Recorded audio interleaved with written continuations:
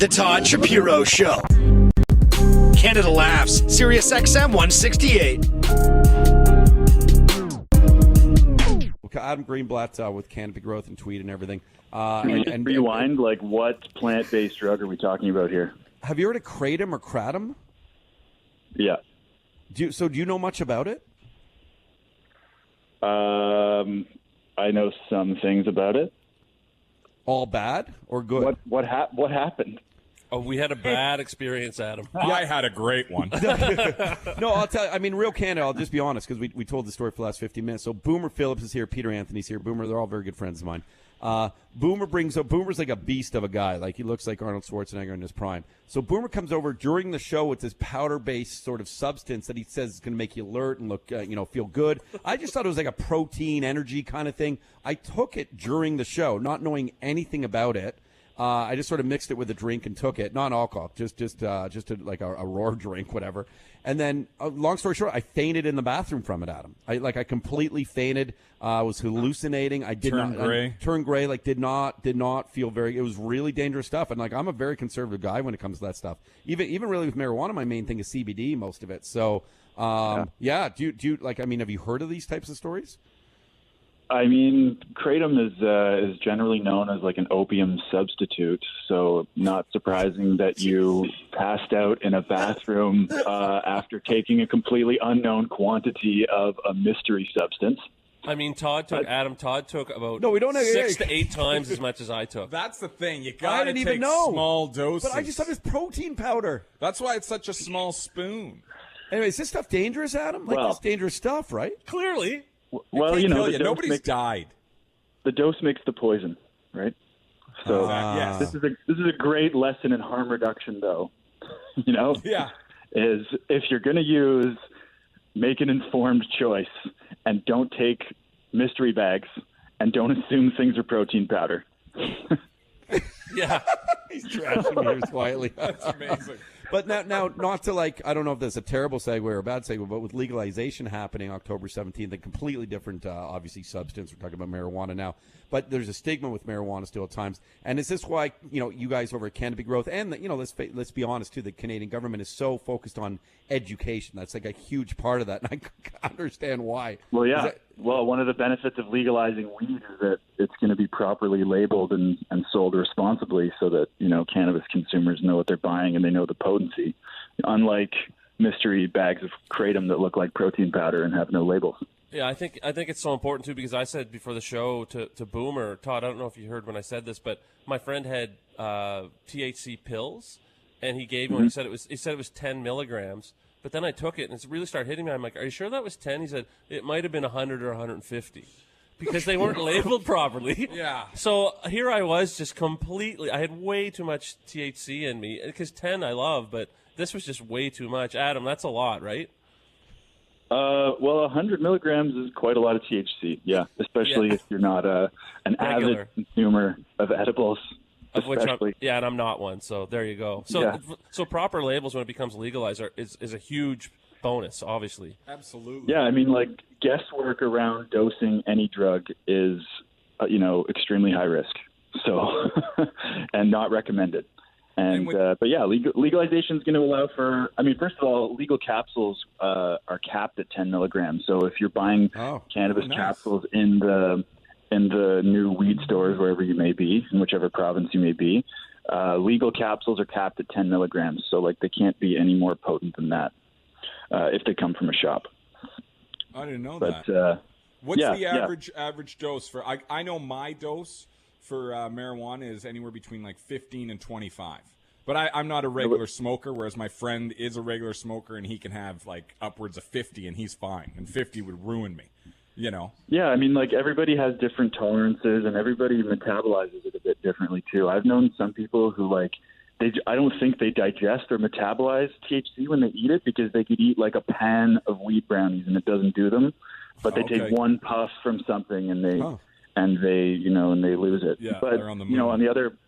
Yeah, but other people are more sensitive to it, and I know people who like feel it on 2.5 milligrams, and others who feel it on 25. So, and we've all heard. Sorry, Adam. I was going to say we all. we've all heard the stories too about someone that say eats a weed cookie and then they think, hey, this isn't doing anything to me. So then they eat another one, and then by the time they eat the second one, the first one starts to metabolize, and then now they've eaten too much, so they've lost control, and then they think, oh, this is crap. Edibles are crap, but it's like, no, you just dosed wrong. Edibles are awesome. Yeah, they're amazing. They're the best thing I think ever created. That's Boomer Phillips, yeah. I once accidentally ate 8 cannabis cookies without knowing that there was cannabis in them. Oh, like 8? at 11 o'clock at night, yes. Like I ate like a pile of cookies, did not know that there was cannabis in them, washed it down with like a big glass of milk and went to bed. And then as soon as I went to bed, I closed my eyes and I started having like hallucinations. And I was like, oh, those were not normal cookies. Couldn't you taste the weed in the cookie? No, I could not. We were sort of experimenting with freezing cookie dough at the time, and we froze some like non-weed cookie dough and some weed cookie dough. And I was pretty sure that we had like sort of thawed out the non-weed cookie dough. Again, speaking to the importance of good labeling, which we did not do at the time. Which is key. So I lost my life to that. When it's we're 40 days away from legalization in this country, and I think of how we've always just talked about it and gotten to know everything there is to know through you and your team over there at Canopy Growth. When you I'm sure you heard yesterday on Rogan's podcast, Elon Musk, Tesla CEO, smokes a joint with Rogan. I've only seen the memes. I didn't listen to the show, but I mean, it's all over Twitter and social media today. Yeah, it was pretty quick. Like, it was really just a brief moment. He had, and it's interesting. And then, and then the Tesla stock drops and stuff. Does it amaze you that there's still this, people, this sort of foreign attitude to it while you guys are trying to provide so much education as we get closer to it? What you mean in reference to the stock dropping? Yeah, like that's based on a CEO. Yeah, that's just based on a CEO taking a little. I don't even know if he inhaled it, which was the ironic part. But I mean, stuff like my read of it. My view of the videos would indicate that he did not inhale that blunt. But I digress. I don't know if that in itself, like if that 6% drop is attributed to the weed, or it was because that accountant guy quit. But there is still a stigma around cannabis generally. But I think Rogan's really good at really breaking that down, in part by smoking weed on his show. Yeah. Yeah. Well, and it's totally legal in his state where he does it. So yeah. And tell us what's the latest and greatest? What are you guys working on? I mean, there's 40 days from legalization. I think that's like the most biblical shit right there. I want to build an ark. What do we got going on? Lots of going on. I mean, we got we're going to start pulling the triggers on our supply agreements with all the various provinces that we'll be supplying with cannabis. We're getting ready to open up a ton of Tweed retail stores in provinces where that's allowed. Just opened up a visitor center at Tweed. I think you were there at the shindig. You saw it.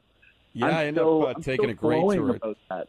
Yeah, Sorry? I'm blowing about the visitor center. The visitor center, when I walked through, I actually cried. I saw my friend Hillary Black cartoonified and like preserved in a historic sort of museum display case, and the whole piece on that, it really brought tears to my eyes. But the whole thing is just magnificent. So we got a lot on the go. What can I tell you?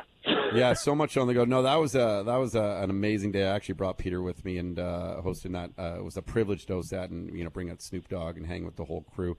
And it was a busy. Yeah. I was anxious doing that stuff. It was an amazing day. It was an amazing day, and it was really. I kept thanking the town of Smith Falls for embracing them. It's in the 4 years that this is 4.5, 5 years, whatever.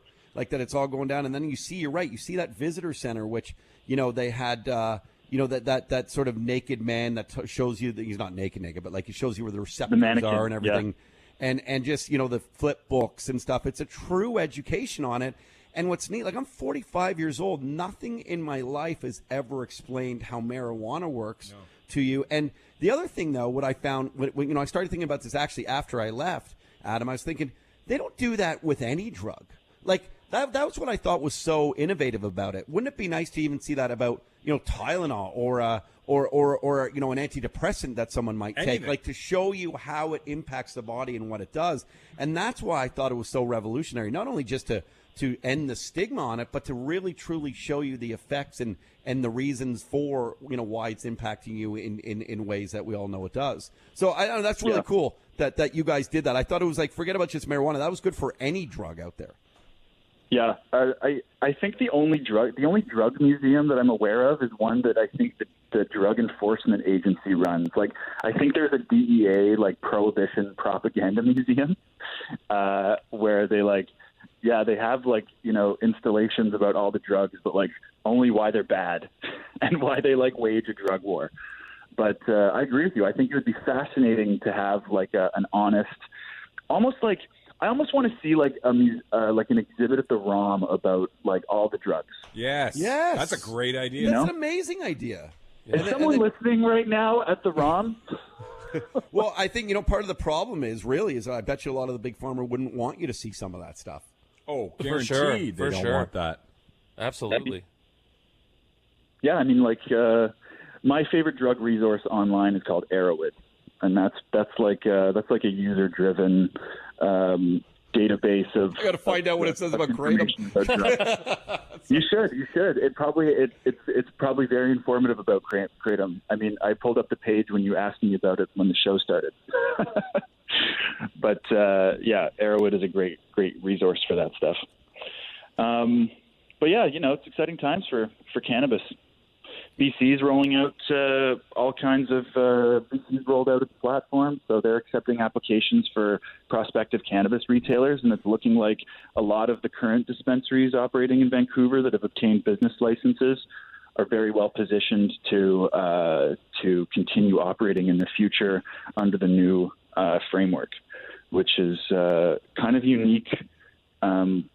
It's unique for Canada because other provinces are saying if you ran a dispensary that they don't want you to apply. So BC's really going to shape up interesting. Adam, as someone who formerly sort of came from that side originally and then led into, obviously, we're heading towards legalization. Do you wish there was maybe more of that? Does that matter? Or are you happy for those stores?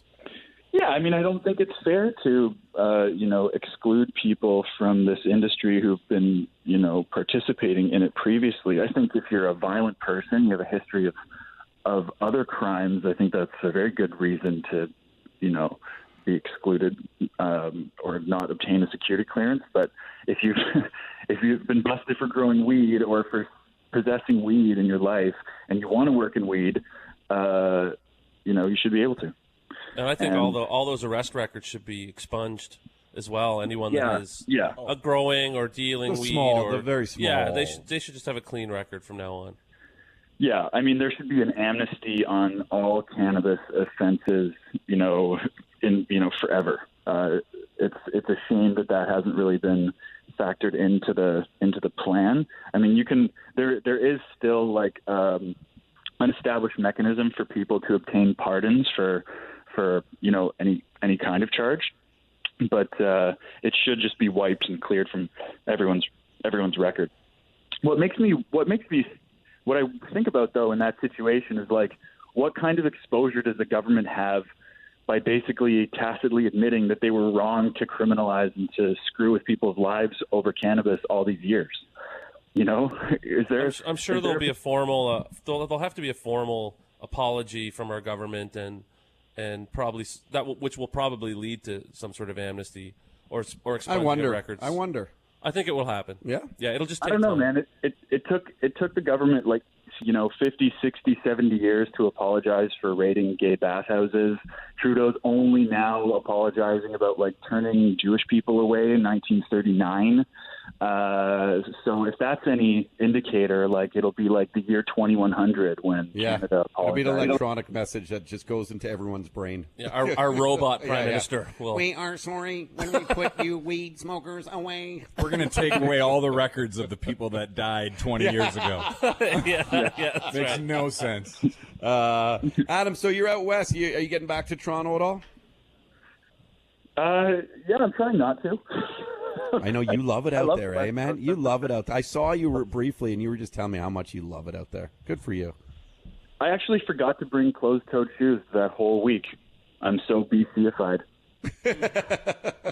Well, kudos to you, man. We had formal dinners, and I showed up in shorts and sandals, totally oblivious. Buddy, that's the Wizards way. That's the Wizards way. Forget about it. That's fine. They're totally cool with that. The Todd Shapiro Show. You are the greatest hero in American history. SiriusXM Canada Laughs Channel 168.